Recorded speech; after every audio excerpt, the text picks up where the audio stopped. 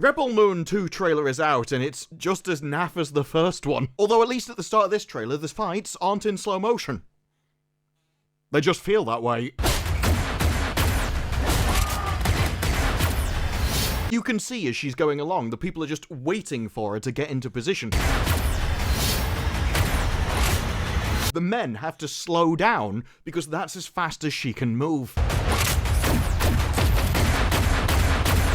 And this is supposed to be believable. That's why the fights feel very similar to Echo versus Daredevil. You can tell that he's just better at fighting. But he's having to slow himself down because she's incapable of doing the job that she was hired for. Honestly, the fights look so bad at normal speed, I would have sped them up. I mean, yes, it still would have felt weird. You would have seen them waiting for her, even in fast forwards. But at least she would have moved at the speed of a normal man. But of course, this is Zack Snyder. The time manipulation only goes one way. It's like the opposite of Einstein's theory of relativity. Time travel is only possible going backwards. We will teach you how to fight. That's impressive. Now, that's not to say there isn't any slow motion in this movie.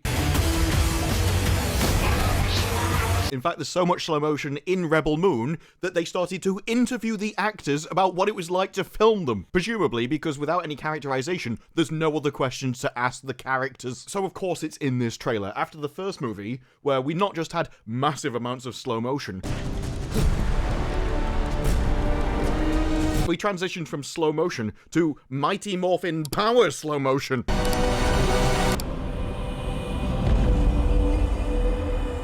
And it's only so that we can appear like an artist. It's not actually for any normal reason in the trailer.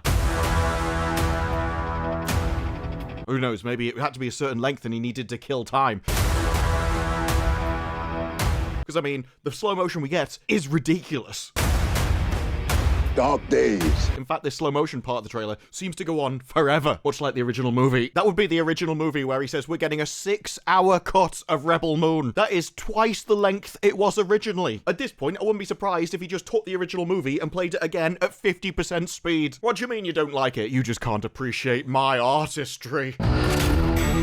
And we're going to be getting these for both movies, and they'll probably debut on the same day. I'm going to have to binge 12 hours of Rebel Moon, have a nervous breakdown, and then slip into a coma. I am one Netflix renewal away from thinking this is a personal assassination plot. And you know, in 12 hours of this movie, there's still not going to be any characterization. Well, bar what we had in the first movie, where we just told everybody's backstory by walking down a line and telling them their own history. Nemesis assassinated 16 high-ranking Imperial officers and their security detail. The character backstory in Rebel Moon is very much like dating in the classified newspaper ads from 30 years ago. If you can sum up your personality in 15 words or less, you don't have one. My men are dead because of my surrender. I'm tired of reliving that nightmare every day. Although we are apparently getting a new character in this part too. I say new, he was in the first movie. I gave you an order.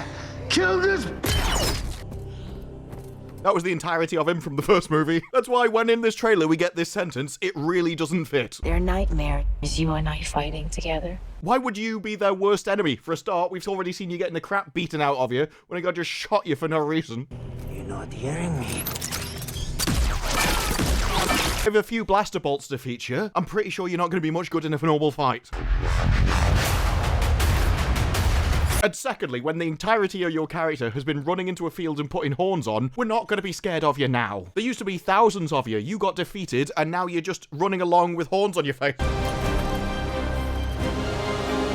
There is no difference between this guy and Ezra Miller, The Mad Goose Wizard. having a mental break. I'm about as scared of that guy as I would be if somebody gave a Teletubby a machete. Although, remembering that, I'm actually more scared of a Teletubby with a machete. They launched a baby into the sun. Those things are animals. And all of this relies on the hope that in the movie, they explain why they don't just wipe out the town from orbit. Are you truly prepared? Seriously, these people have spaceships. Why did they land? You cannot win. Let alone send the leader of their army into a tunnel.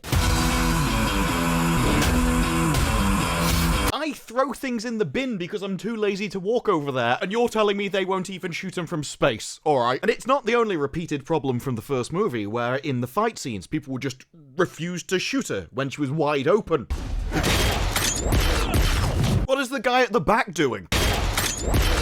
Oh no, I could easily grab her from behind, but that would ruin the script, so I'm gonna do this for a bit.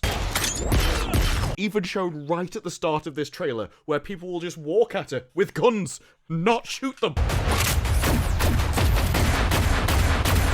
And it only gets worse when you realise because this fight scene was put at the start of the trailer, this is what they thought was the best bit.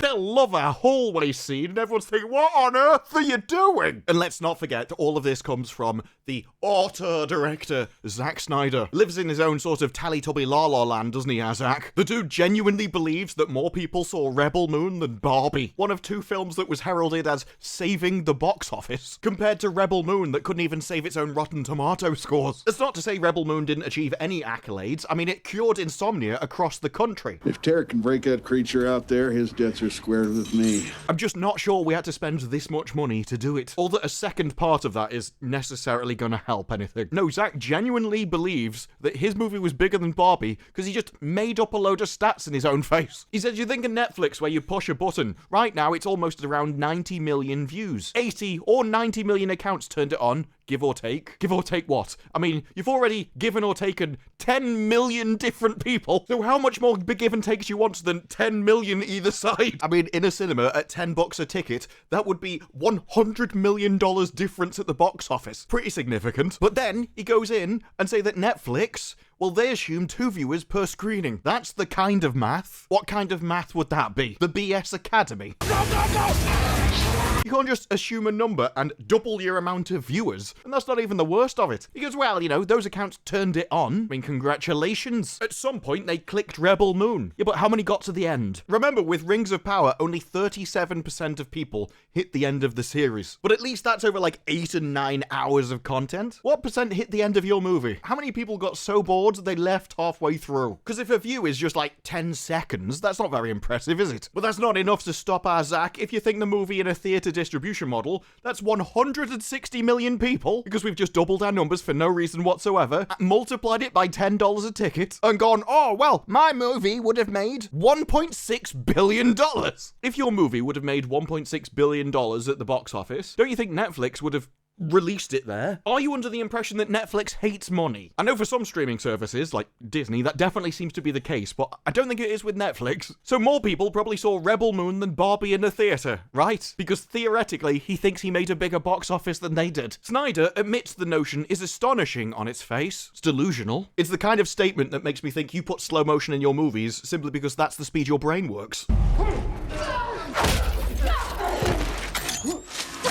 Oh, no, my mistake. That's not actually slow motion. That's just the speed that she fights at. I'm a trained soldier. That's why I move at half the speed of normal people. No, this is her in slow motion.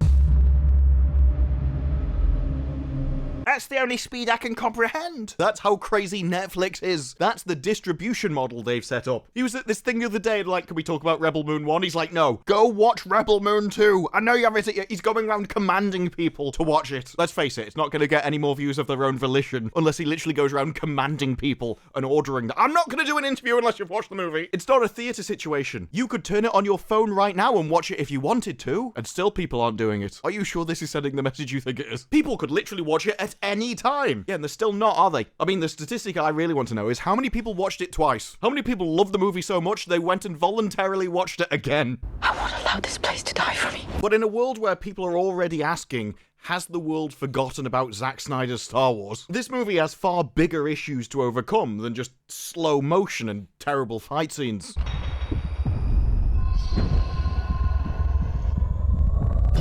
This is at quad speed, with its biggest problem being Zack Snyder himself and his entire attitude when it comes to making these movies. For instance, some of his actors seem to care more about the movie than he does, with Sofia Boutella admitting that it was hard for her to handle the negative reception to the first movie. It really affected me with the negative reviews. Contrast that to Snyder himself, who says he doesn't have a rebuttal to the critics. It doesn't seem like there's much in it that would warrant such visceral responses. I can't possibly comprehend why anyone could not like my movie. For power?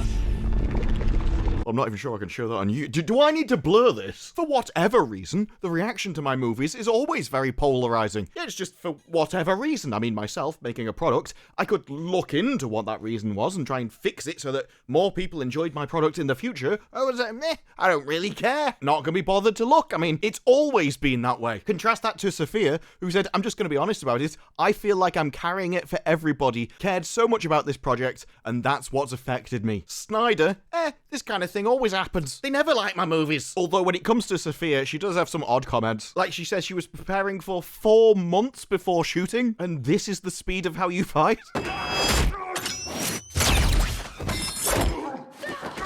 Yeah, I would have worked a little bit more on that. And she says, Zack gave me a complex character to play. Are we watching the same movie? One of the main criticisms of the movie was that no one had a complex character. They barely had a character. And it is Zack who is responsible for that. I mean, this is a guy who still says, I just don't understand the hate for Amber Heard. I would work with her in a second. If that doesn't show you somebody who is entirely shallow, I don't know what does. Literally does not care what's beneath the surface. The characters don't have personalities because it's just not something he seems to be interested in. And with all that, he still wants to make more movies. This is a guy who's already made 2 movies and then essentially 2 more in the director's cuts, which is going to make them 6 hours each. And yet, no, I definitely want to expand this series. This series, which is shallow as a duck's backside, as long as Netflix will just keep giving me more money. Snyder says that Netflix rating algorithms won't affect how he makes movies. Maybe they should. Maybe how much the audience likes your movies should affect how you make movies. I mean, a groundbreaking thought, I'm sure you'll agree.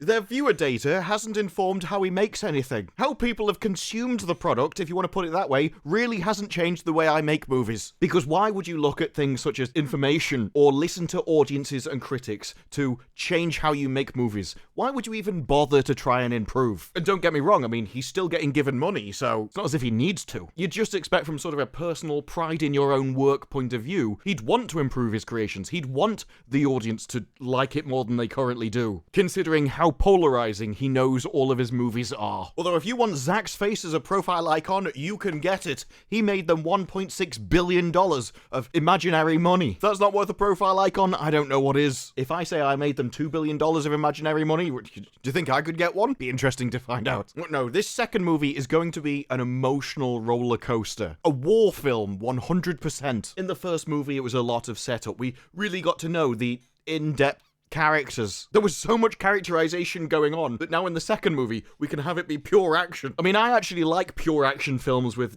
no plot. I mean, if you're just gonna have 2 hours of explosions, that's right up my street. It's just weird how we can act like, no, this is the one that's the action film, because the first one, we got all that character building out of the way. We discovered the backstories of our heroes. So we didn't need to put that into the character building movie. Instead, we're putting the backstories into our action film. And there's an interesting correlation between what's happened to most of them. We've collected 6 random people from around the universe, but don't you know, they're all the same. And this is from Empire, the same website that on a different article described Rebel Moon Part 2 as something that will fill you with either enthusiasm or dread. Get ready then to be happy or snarky after exposing your eyeballs to the trailer. These are people who get exclusive interviews with Snyder himself and they're still like, yeah, not many people like the movie though, do they? But maybe it's just me. Maybe Zack Snyder has taken the first movie and learned his lessons. He's gone back and edited out of the 6 hours of potential footage he had to choose from and fixed all the mistakes of the first movie where they didn't tell us anything about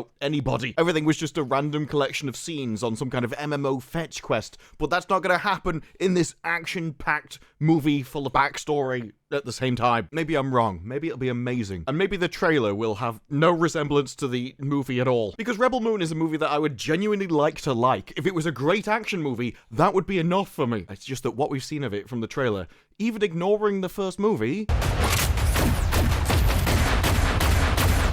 that doesn't give me hope. That doesn't look like a good action movie. And if you're not even willing to listen to any criticism, either from critics or the audience itself, I don't have a lot of faith that he will have improved since the first half. But those are just my thoughts. What are yours? Let me know down in the comments below. Like the video if you like the video. Subscribe, more videos like this in the future, and I'll see you in the next one. Bye-bye.